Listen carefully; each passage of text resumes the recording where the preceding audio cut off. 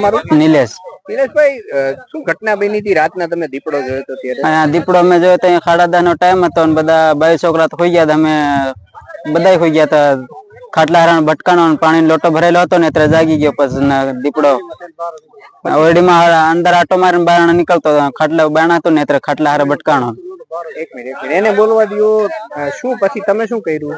અમે પછી અહીંયા ખાડ નજીક થી આવી ગયો ને એટલે પછી ઘડીક ખાટલા પર શાંત પડી રહ્યા ને પછી થોડો વાગી ગયો ને એટલે બધાને જગાડે. અત્યારે મજૂરો કામ કરવામાં આવે છે કે બીવે છે? શું કહેશો? ના, કોઈ નથી આવતું. મારવાડી 4 જણા હતા, એમાંથી 2 તો વયા ગયા ને 2 હજી સહી જવાના 4-5 દિવસમાં. મારું નામ છે લક્ષ્મણભાઈ અમીરભાઈ અંબોલ પરાપીપરિયા. શું ઘટના બની છે તમારી વાડીએ?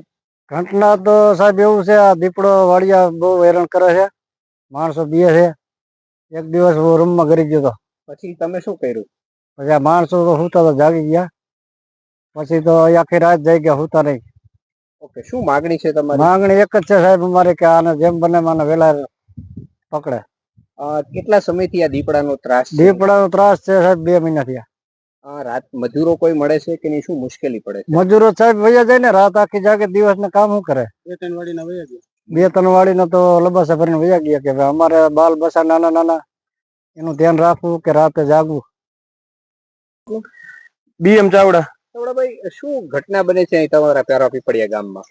ઘટના એવી બને છે કે રાતના અહીંયા ગમે ત્યારે ચક્કર મારો કે રાતે ગમે ત્યાંથી દીપડો ગમે ત્યાં દીપડાની ફૂલ બીક રહે છે અમને. અહીંયા રાતે ગમે ત્યારે મજૂર સુતા હોય તો ફૂલ બીક રહે છે. રાતે ગમે ત્યાં આપણે વાડી પીને રખોપું કરવું હોય તો નથી કરી શકતા. રોજ ભૂનનો અહીંયા ફૂલ ત્રાસ છે. તો રાતે અમારે રખોપું કરવું કે દીપડાનું ધ્યાન રાખવું અમારે.